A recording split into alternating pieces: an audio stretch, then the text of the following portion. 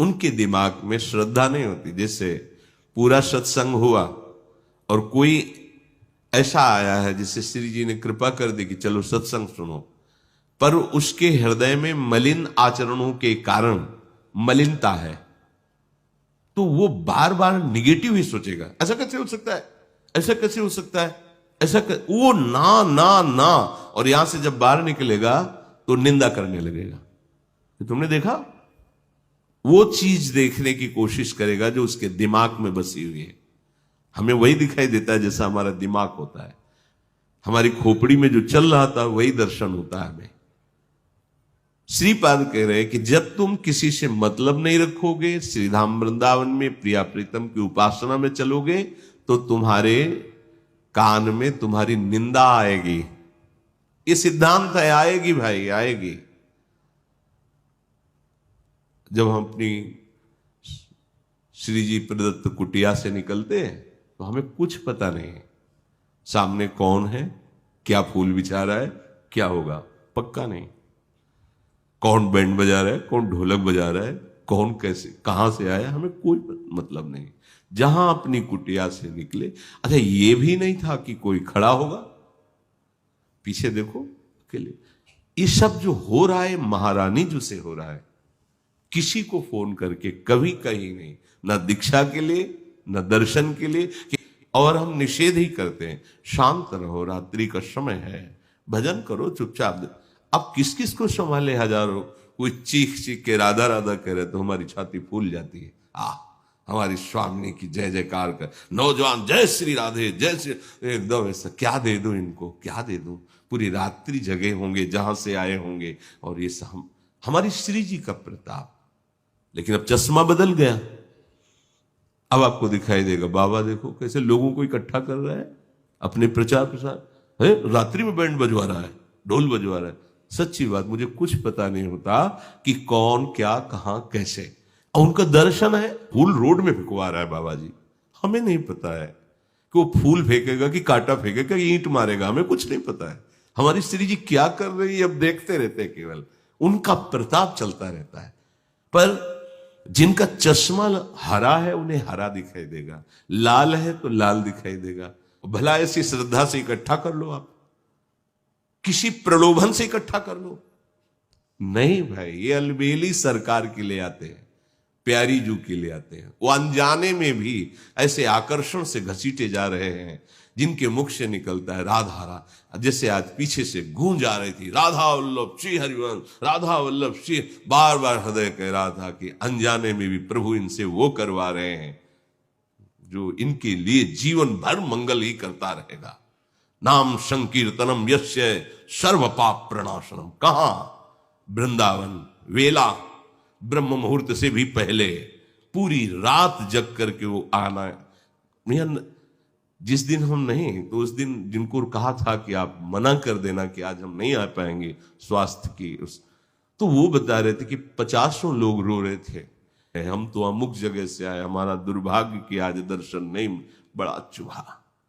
इसीलिए चाहे बुखार हो, कैसी परिस्थिति हो, उसे छुपा के चुपचाप हजारों के मन को प्रसन्नता मिलती है। इस अधम जीव से तो क्या चला जाएगा, चलो जैसे भी बने वैसे।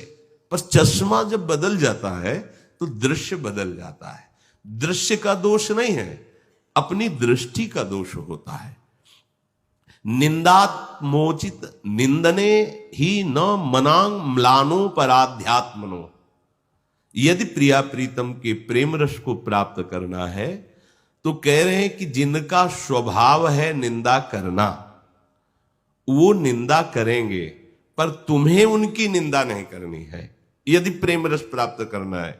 अभी जो ऊपर बताया कि कोई ब्रह्मानंद में मगन है, कोई गोविंद की बंधन भक्ति में, कोई गोविंद के दास्य भाव में, कोई शक्य, अलग अलग सब भगवदानंद, और कोई कोई तो परिवार के ही प्रेम में आसक्त है।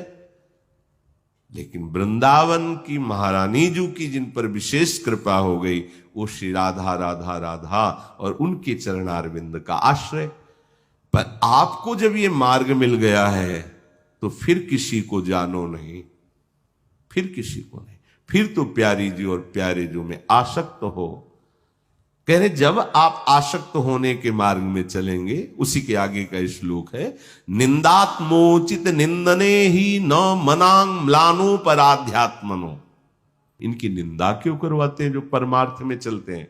सच्ची मानी है, वो ऐसा महाप्रेम रस देने वाले हैं कि जिसको सहन करने के लिए बहुत मजबूत हृदय चाहिए, बहुत मजबूत हृदय।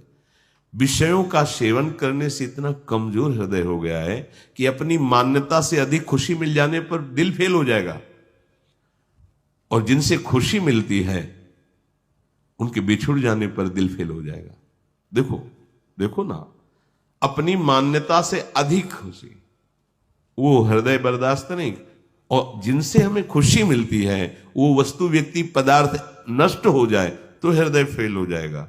और यहां मोक्ष सुख का भी कोई प्रभाव न पड़े, ऐसे प्रेम सुख का अनुभव करना है तो प्रभु उसको अपमानित सम्मानित, अपमानित सम्मानित, तिरस्कार सम्मान दोनों चीजें प्रदान करते करते ऐसा बना देते हैं। ये उनके सहना पड़ेगा, ये सहना पड़ेगा, पक्का समझो। अच्छा, नहीं आप परमार्थ में तो संसार में हो, तो संसार में नहीं सहना पड़ता क्या?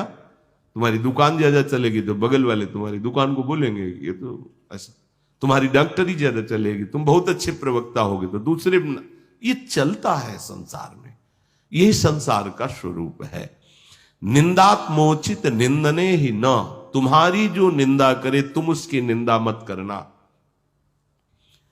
मनांग म्लानो पर आध्यात्मनो, अपने मन को मलिन मत करना, शोकित मत होना कि हमारी निंदा क्यों हो रही, हम तो सतमार्ग में चलते हैं, इसीलिए हो रही कि तुम और पक्के बनो, मजबूत बनो। देखो जब कभी निंदा होती तो उस पर चिंतन होता है, स्वाभाविक है। अच्छा सुनोगे तो चिंतन होगा, बुरा सुनोगे तो चिंतन होगा। जब हमें बुराई सुनाई दी, हमारी निंदा सुनाई दी, तो हम उसको चेक करें, ये जो भगवान इनके अंदर प्रेरित करके निंदा करवा रहे हैं, क्या मेरे में वो दोष है? क्या हमने ऐसी कोई त्रुटि की है? नहीं, हमारे तो कोई संकल्प नहीं, हमारी कोई इच्छा नहीं, हमारा इसमें कोई दोष नहीं। तो फिर मेरे प्रभु मुझे सहाना चाहते हैं कि ऐसी बात को भी सहो, तो मुस्कुराकर सह लो। जब अपने प्रभु दे रहे हैं तो उनका प्रसाद हमारे दुख का नाश करके आनंद प्रदान करेगा। तो निंदा रूपी प्रसाद हमें मिल रहा है, बिल्कुल समझना होगा।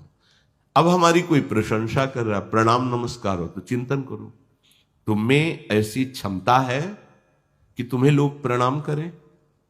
जब आप एकाग्रता से देखोगे अपने जीवन को तो लगेगा नहीं, तो फिर ये गुरुदेव और इष्ट देव को प्रणाम हो रहा है, तो तुम उनको प्रणाम करो जो तुम्हारे वेश को, तुम्हारे उद्देश्य को प्रणाम कर रहे हैं। तुम्हारा वेश गुरुदेव का है और उद्देश्य प्रिया प्रीतम है, तो इसलिए वो हमारे बंदनी हो गए जो हमारे उद्देश्य और वेश को प्रणाम कर रहे थे।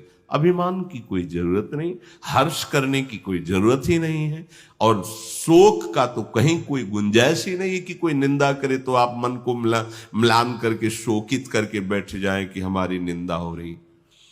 दंडे काकु परो वजानति परे मत्वा धर्मम स्वम स्थितम। आहा, अपराधी नहीं हो पर शरीर को दंड मिले तो दुखी मत होना। वर्तमान में अपराध नहीं, पग पग पर के बड़े बड़े महापुरुषों को देख, पग पग पर बड़े बड़े रोग, बड़े बड़े क्लेश, बड़ी बड़ी विपत्तियां,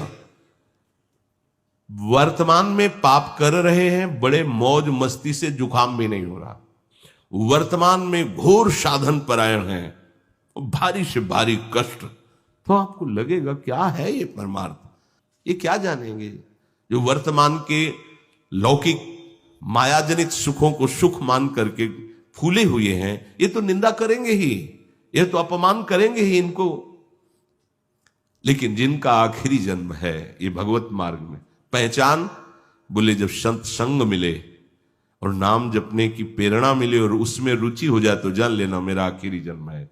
नहीं, अनंत जन्मों का हिसाब किताब भस्म करके और इसी जन्म में जो 1 किलो का 1 ग्राम 2 ग्राम से भुगता दिया जाएगा, कितना सस्ता सौदा है, निपटा दो। प्राण दिए यह प्रेम न पइये, ऐसो महंगो आए सखीरी। होश में घबराने की जरूरत नहीं। महापुरुष जब पहले से बता रहे हैं ये भगवान ही हैं। जो भगवत प्राप्त महापुरुष हो जाते हैं वो भगवान ही हो जाते हैं। ब्रह्मविद ब्रह्मयु भवति, जो ब्रह्म को जान लेता है वो ब्रह्ममय हो जाता है। तस्मित तज्जने भेदाभावात, भगवान और भगवान के भक्त में भेद का अभाव है, अर्थात वो भगवत स्वरूप हो जाता है। कह रहे दंडे काकु परो वजानति परे मत्वा धर्मम स्वम स्थिरम। ये जो अधर्म परायण जन है, पाप करने वाले लोग हैं, ये दंड देंगे बाहरी, और आंतरिक जो पूर्व जन्मों में हमारे कर्म हैं उनसे जो शरीर की रचना हुई वो दंड देंगे। तो आपको बिना अपराध के जो दंड मिले तो उसमें दुखी नहीं होना है, ये आपको पक्का होना। जिससे कहीं आपको ले जाया जाता है तो वहां के लिए निर्देश दिए जाते हैं, तो वो आपको ऐसा करना है, आपको ऐसा करना है, आपको ये सावधानी, तो आपको निकुंज में जाना है, श्यामा श्याम के पास जाना है, जहां के सुख के आगे वैकुंठ सुख भी फीका है, और ना मरना है वहां, न कोई दुख है वहां, न कभी शरीर में कोई रोग होना है वहां, चिदानंद में देह और प्रिया प्रीतम के पास निरंतर। तो उसकी सावधानी, जब तुम ठीक से चलोगे तो तुम्हारी निंदा होगी, तुम्हें मन में मलिनता नहीं लानी, शोक नहीं करना। जब तुम ठीक से चलोगे तो तुम्हें बाहरी लोग दंड भी देने लगेंगे। भगवान ने कहा एकादश स्कंद में उद्धव जी को, उद्धव किसी बाहरी का सहयोग न लेकर अपने विवेक के द्वारा, आत्मबुद्धि के द्वारा बच जाए। बोले बड़ा कठिन, तब तक 100 ब्राह्मण की कथा सुनाई थी भगवान ने। किसी के द्वारा अवज्ञा होने पर अपना ही कोई पाप निवारण किया जा रहा है, ऐसा मान करके सबकी मंगल प्रार्थना करे। जैसे एक दिन कह रहे थे कि भाई अगर हमसे पूछा जाएगा तो मन वचन कर्म से कभी तुम्हारा मंगल नहीं होने देंगे। जितना हमें भगवान ने विवेक बुद्धि दी है, जितना हमें अध्यात्म ऊर्जा शक्ति दी, तुम्हारा अमंगल नहीं होने देंगे। तुम कितना भी प्रतिकूल चलो, थोड़ी देर गुस्सा करेंगे तुम्हारे परमार्थ के लिए, बाद में यही श्री जी से मनाएंगे कि आपकी बुद्धि शुद्ध हो, आपका मंगल हो, लेकिन आपकी सोच आपको नष्ट कर देगी। वो भले माना जाता है कि गुस्सा में बोल रहे, नहीं, आप उसको समझो। संत हृदय से कभी किसी का मंगल नहीं हो सकता। हम तो संत नहीं है, पर यहां महापुरुषों ने अपना अधिकार कर लिया है। बड़ा खंडहर है, लेकिन कोई राजा आके बैठ जाए तो खंडहर भी स्वर्ण का महल बन सकता है। उस हृदय से कभी भी किसी का मंगल नहीं हो सकता, लेकिन आपकी सोच आपको अमंगल कर देगी, उससे नहीं बचाया जा सकता। आपका कर्म आपका जब फलीभूत होगा तो वो आपको नष्ट कर देगा, उससे नहीं बचा। 60,000 सगर के जो पुत्र थे, भगवान कपिल देव जी का अपराध पर अपराध कर रहे थे, वो शांत बैठे हुए थे। उन्होंने संकल्प नहीं किया है भस्म हो जाए, वो अपने आप जलकर राख हो गए। उन्हीं के उद्धार के लिए भागीरथ जी ने गंगा जी को राम रोष पावक सो जरई। अगर संत हृदय से पूछा जाए तो कभी किसी का अमंगल नहीं हो सकता। करत जे अनशयन निंदक तीनों पे अनुग्रह कर। अपना बच्चा मार दे, अपना बच्चा थूक दे, अब तो माँ उसके लिए कोई दंड विधान करेगी क्या? तुम सच्ची मानो, चाहे जितनी अवस्था के बच्चे ही हो, अज्ञानी हो तो बच्चे ही हो। वयोवृद्ध यहां मान्यता नहीं है, यहां ज्ञान वृद्ध की मान्यता है। अगर वो 10 वर्ष का बालक है, उसमें ठीक निर्णय करने का सामर्थ्य बुद्धि की है, तो खड़े होकर उसकी वंदना करने का मन होगा। तुम 80 साल के हो और प्रपंच में लगे हो तो अभी पैदा ही नहीं हुए, ऐसी मान्यता है। बंधे हो अज्ञान जेर में, अज्ञान के गर्भ में, कोई मान्यता आपकी नहीं। छोटा बच्चा है, ये पूर्व से चला रहा है। 16 वर्ष की अवस्था भगवान सुखदेव जी की है। उनके पिता पितामह बुजुर्ग सब खड़े हो गए। क्यों? क्योंकि स्थिति है। यहां स्थिति की पूजा होती है, अवस्था की नहीं। कि ये कितने साल के? बोले 70 साल। वो कितने? बोले 17 का। अरे 17 साल में क्या, तुम्हें क्या पता पूर्व जन्म में कितने जन्म हो गए उसको भजन करते हुए, अब आखिरी जन्म है, तुम्हें क्या पता। इसलिए कह रहे हैं कि तुम दुर्गवत रहो। दुर्गवत किला, जैसे किले में रहने वाले को कोई जल्दी क्षति नहीं पहुंचा सकता। ऐसे ये दुर्ग क्या है? सत्संग ही किला है। क्योंकि सत्संग से विवेक प्रकट होता है, विवेक ही हमारा बचाव पक्ष है, कोई दूसरा नहीं। सलाह मत लेना किसी से, विवेक ही बचाव पक्ष है। कहां से? ये कोई अपराध कर रहा है जिससे हमारे प्रति अवज्ञा, निंदा, ये सब मेरे ही किसी गलती का फल है। भगवान मुझे पावन कर रहे हैं। हे भगवान, आप भी तो उसके हृदय में बैठे हो। उर्पेरक रघुवंश विभूषण, आप ही ने प्रेरणा की, करो इसकी निंदा तो जरूर मेरे किसी पाप का मार्जन करने के लिए आप कृपा कर। खत्म खेल, द्वेष ही नहीं बनेगा। नित्य सबकी कृपा की प्रार्थना करो, सब पर कृपा हो मेरे प्रियाजू की, सब सुखी रहे, नित्य प्रार्थना करो, ये कह रहे हैं। आहा, हीनोहम, और अपने लिए क्या सोचे? हीनोहम, ये बिल्कुल रसमय सिद्धांत है, बस समझ जाना है। हीनोहम, मैं बहुत हीन हूं, पतित हूं, नीच हूं, प्रभु की कृपा हो गई तो। ऐसा ही होता है हृदय में। ये नहीं कि वाणी का केवल विषय है कि मैं अधम हूं, मैं नीच, ऐसा नहीं। ऐसा हृदय में होता है, अपने को दिखाई देता है कि कहां, और ये तो अपने आप। इत बौना आकाश फल, अगर आकाश छूने को मिल गया बौने को, और फिर उससे पूछो आपने आकाश छुआ तो क्या कहेगा? ये तो आकाश की कृपा है कि वो आकर हाथ में स्पर्श में आ गया, नहीं तो मैं तो बौना हूं, कैसे पा सकते? हीनो हम। और जो आगे शब्द कह रहे हैं वो बहुत बड़ा शब्द है, अगर समझ में आ जाए तो कह लें, स्व सृगालवत सुख घने स्थास्यामि वृंदावने। एक बार बुलाया, फिर दबका के भगा दिया, फिर बुलाया, आओ अच्छा रोटी ले, फिर दबका के भगा, फिर बुलाया। आपको चिढ़ नहीं आनी चाहिए। कई बार ऐसा करने पर भी आपके अंदर गुस्सा। महानता किससे सिद्ध होती? सहनशीलता से। एक बार समस्त ब्रह्म ऋषियों ने, भगवान तो सब समान ही है, पर जब लीला कर रहे हैं तो लीलावत भगवान की महिमा प्रकाशित करने के लिए ये तैयार किया कि तीनों भगवानों के स्वभाव का परिचय दिखाओ। ब्रह्मा, श्री हरि और देवदेव महादेव। अब उसके लिए सामर्थ्य भी तो चाहिए कि उनकी परीक्षा लेने के लिए। तो ब्रह्म स्वरूप में स्थित महाराज भृगु जी तैयार हुए, ब्रह्मा जी के पुत्र। ब्रह्मा जी के सामने गए, कोई प्रणाम नहीं, कोई नमस्कार नहीं, खड़े हो गए। ऐसे जहां वेद भी स्तवन करते हैं वहां ऐसे ही खड़े हो गए। कुछ शास्त्रीय मर्यादा है, यदि संत महापुरुष वैष्णव जनों को इतना ही कर लो तो बच जाओगे। ते सिर कट तूंबर समतूला जय न नमत हरि गुरुपद, तुम्हारे पुण्य नष्ट हो जाएंगे। अगर कोई महापुरुष संत पधारे, गुरुजन पधारे, आप खड़े नहीं हुए तो आपके सुकृत नष्ट हो जाएंगे। मर्यादा है। अगर आप नहीं खड़े होने लायक है तो जहां है वहीं से मानसिक, इतना तो चाहिए। ब्रह्मा जी के सामने जहां वेद ब्रह्म ऋषि सब स्तवन करते, ऐसे जा खड़े हो गए। ब्रह्मा जी ने देखा, फिर सोचा पुत्र ही है, कोई बात, पर भ्रकुट चढ़ गए। वो आज कुछ नहीं बोले, निकल गए। महादेव जी के पास, महादेव जी ने कहा, आओ हृदय से लगो, बहुत दिनों बाद दर्शन दिए। बोले आपके हृदय से नहीं लगता।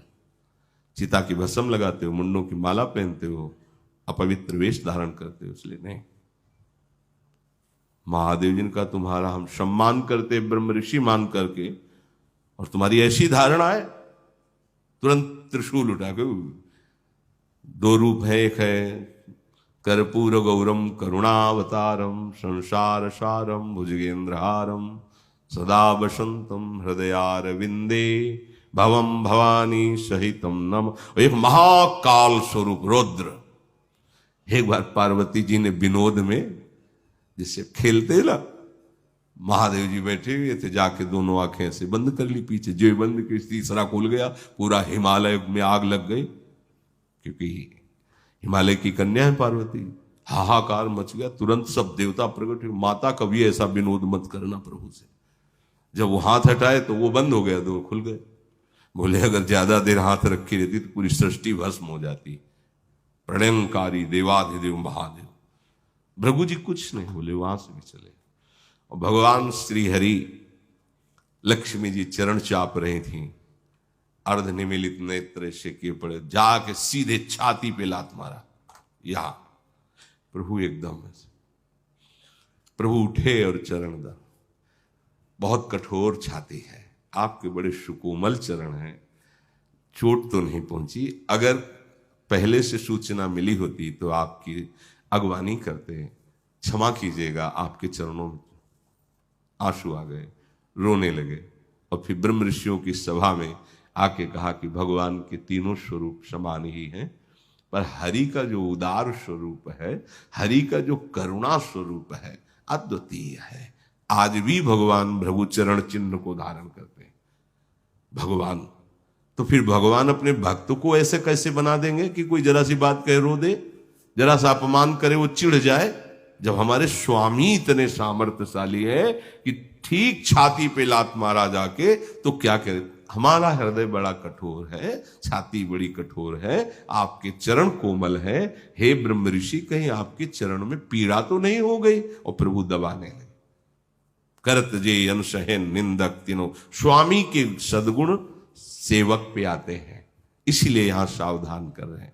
हीनोहम स्वसृगालवत सुख गने स्थास्यामि, अर्थात अपने को बहुत अधम नीच मानकर है भी श्री वृंदावन का सेवन करो, प्रिया प्रीतम के सुख में मगन रहो।